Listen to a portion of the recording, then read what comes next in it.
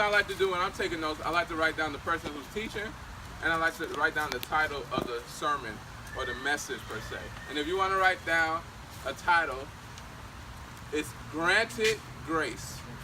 Granted Grace. So you can write that down, or you can write it down in your phone. The passage is 1 Corinthians chapter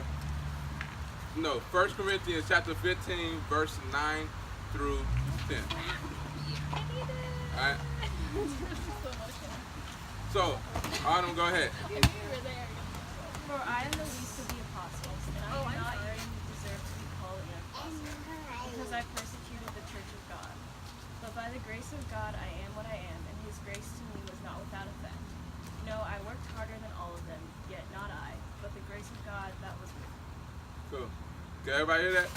Yeah. Yes. No? See. Do read one more time for me, Autumn. A little bit louder. For I am the least of the apostles, and do not even deserve to be called an apostle, because I persecuted the church of God. But by the grace of God I am what I am, and his grace to me was not without effect. No, I worked harder than all of them, yet not I, but the grace of God that was with me. Cool. Alright, so I'm going to tell you a little bit about me.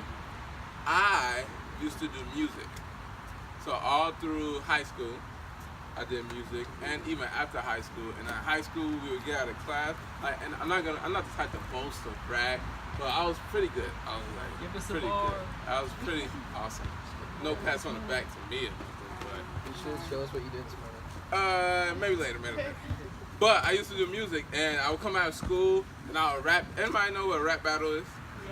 So I would battle. Guys would be waiting on me, and they say, "Yo, I heard you were good. What's up? Let's battle." And I battled them, and I beat them, and I lost some too. But then I went home practice, and I got better, and then I didn't lose anymore. But I would battle people. I would go home. I would write all day and all night. And then when I graduated school, I started to save money to buy my own studio equipment. I started off with a little karaoke machine, and used to make little tapes of my music on other people's beats. And then I saved up and bought a whole recording studio, and then from there I ended up opening a recording studio.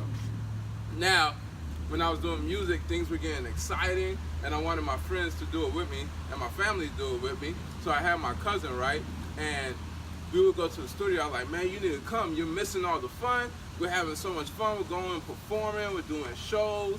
We're opening up for major recording artists. Like, you need to be a part of this. But every time we would go do a show, guess what? He would end up missing it. You know why he would miss it? To have a what? Watch. To have watch. Why do y'all think he would miss it? Car broke down. Car broke down, maybe. He was sleeping. He was sleeping. What else? There was a game on that night. Maybe a game on that night. Why you think, Amber, he would miss it? He didn't want to come. He didn't want to come. That's a great thing. But you know what he would tell me every night? He was like, man, I would love to come, but I got this thing called small groups with my church, and I can't come because I got this church thing, small groups with my church. And on Sunday, he's like, man, I can't come. I'm serving at church. And you know what I used to tell him? Like, man, forget going to small groups to church. You need to come and do this music thing with me, and it's exciting, and we're performing. Like, you're missing out. And then he's like, nah, I gotta go to small groups. So he'll go to small group. Then the next week, I'm like, man, you need to come. You're missing out on this music and what I'm doing, these shows. And he's like, no, I got small group. Then finally, he was like, you know what? You're right. I'm not gonna go to church. I'm gonna come and do music with you, and I'm gonna stop going to my small group so I can just follow you, and I can be with you while you're doing this music thing. And then he stopped going to church, and he started to go and do music with me. Now, fast forward some years, God calls me out of doing music in order to follow him.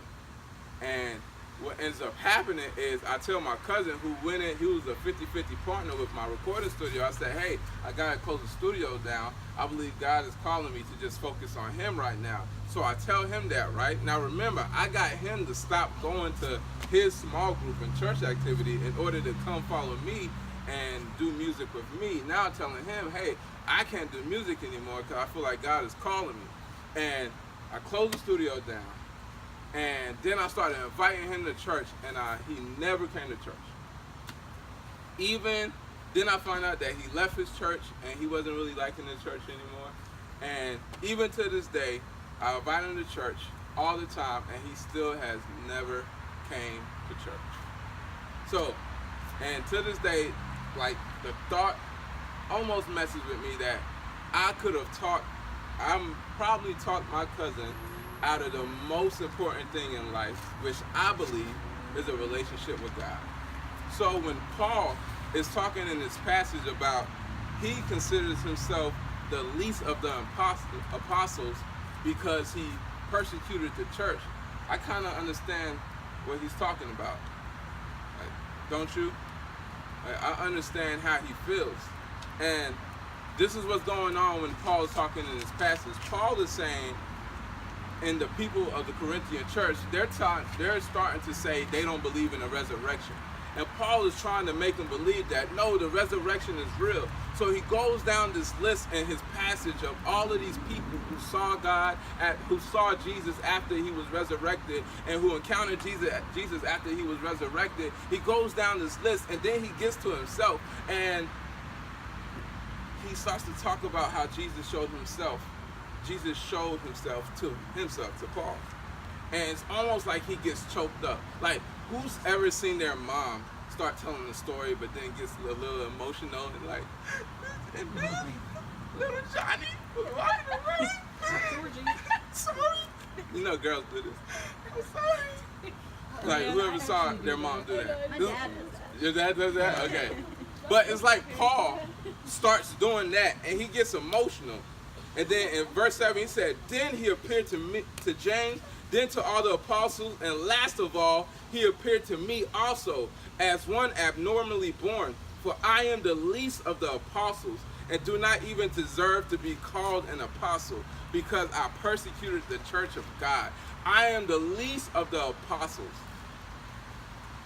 And all of us at some point feel like the least in something in our life. Me, sometimes I feel like I'm the least person to get used by God and to be up here talking. Like, I literally talked my cousin out of going to church. Like, I feel like the least. Like, God, like, you want to use me? Really? I feel like the least. Some of you might feel like, man, I lie all the time. I tell my mom one thing and I'm doing the opposite. And you're telling me to come to this youth group and worship God, and you're patting me on the back. Like, I feel like the least person God should use. Or you may say, I steal stuff and you don't know. I just grab stuff, I can't help it. I take it and put it in my pocket. And I just keep going. I just feel like the least, and God wants to use me. I think all of us at some point in our life feel like I'm the least person that God should use, and he wants to use me. Paul felt just like this, but he didn't stop right there. In verse 10, he says this. Who wants to volunteer and read it for me? Who's looking at it on their phone? William, read verse 10 for me. And do not grumble as some of them did, and were killed by the destroying angel. These things happened to them as examples, and were written down as words for us. How long the culmination of the ages has come. So if you think you are standing firm, be careful that But what chapter? Are you 1 Corinthians chapter 15? I'm on chapter 10. Verse 10. You got verse 10? Wait, 15:10? Yeah, 15. All right. But by the grace of God, I am what I am. All right, stop right there. But by the grace of God, I am what I am. Paul says, I'm the least of these. Like, I killed people in the church. Y'all hear about persecution and people not being able to talk about Jesus Christ in China and in other places where they had to have underground churches. Have y'all ever heard about that? Mm-hmm. Paul started that. Like, he's the guy who started the persecution on Christians. The first Christian who died, they say Paul was there, and they threw all of his clothes at Paul's feet. Like, he was head of that. And he's saying, like, I am the least of these. I started killing all these Christians in the church. Then he goes, but by the grace of God, I am who I am. Now, who Paul was, he was the guy who started all of these major churches all over the New Testament world. Rome, Corinth, Ephesians, and Ephesus. He started all of these churches, and he says, God's using me not because of what I did, not because I did all these works for him, not because I am so good, but by the grace of God. So this is one thing, I want you to write this down. Everybody ready? Write this down. Do not take your grace for granted. Do not take your grace for granted. Paul goes, I'm this horrible person, but God, grace. Not, but I worked hard and now I'm good. But God's grace. He did not take his grace for granted on what God was calling him to do. But God's grace made me, I am who I am. You may say, I still all the time, but God's grace makes you who you are, a child of God. But I lie all the time. But God's grace makes you an honest person. You can say, but I just don't like the person I sit beside to in youth groups. Yeah, But sure. God's grace makes you a loving person. He says, but God's grace makes me. I am who I am. Do not take your grace for granted. And when I say that, in verse 10, he continues on and says, and his grace to me was not without effect. This grace God gave me, it just didn't jump on me and then leave. It affected me. It changed me. It made me who I am, but by the grace of God, it made me who I am. And then he goes, no, I worked harder than all the apostles. I knew how bad I was, so by his grace, that made me work harder than all the apostles, but even my work was through God's grace. Don't take your grace for granted, because someone else needs it. Paul was talking to people who he told them about Jesus. If he would have got stuck in the place of, I am the least of this, I am the least of these, then they would have never knew about Jesus. But he still went out and did the work to share the gospel, but it wasn't by his own effort, it was by his grace. Grace has two aspects. The grace you receive from God, of forgiveness of all your sins when you mess up, and it's the grace to do things with the power of God.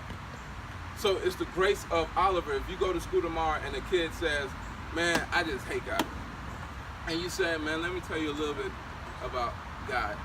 Man, I love him, and he's been good to me, and he's been good to my family. That's not done through you. That's done by the grace of God working through you. Jetta, if you go to school tomorrow and a girl says, man, God sucks, and you go, well, let me tell you a little about Jesus and how much he loves you. Even that little statement is not by you, it's by the grace of God working through you. So don't take your grace for granted, because somebody needs it. All right? So what aren't you supposed to do? Don't take your grace for granted. Someone needs it. So, are you taking your grace for granted? Think of ways that you may be taking your grace for granted. Think of ways where you're saying, well, I'm not good enough to do that. I'm not good enough to tell my friend about you. I'm not good enough to just say hi to them. Well, I didn't feel good this morning, so why should I say something to them because I don't feel good? I shouldn't encourage them. Imagine if I stayed stuck in the place of, man, I made my cousin stop going to church. Well, I shouldn't go to serve at church because I made him to stop going to church. Would that be taking my grace for granted? So, what's the main point for today? Don't take your grace for granted. Don't take your grace for granted. Somebody needs it.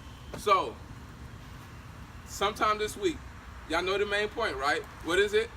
Don't take your grace for granted. Don't take your grace for granted. Sometime this week, I don't want you to do a whole sermon. I don't want you to share the whole gospel unless you feel compelled to. But I want you to tell anybody else, somebody that's not in this group. It could be your mom, your cousin, your little brother, your older brother. It could be your sister. It could be one of your nieces. It could be, well, I don't know if y'all have nieces. It could be one of your, it could be your uncle. I want you to tell them what you learned here today. All right? Just that one point. You can say, Uncle Tom, don't take your grace for granted. Uncle Leroy, don't take your grace for granted. Mama, don't take your grace for granted. Just share that. And that simple thing shows that you're not taking the grace God gave you for granted, because you're making an effort to use the grace that he gave you in order to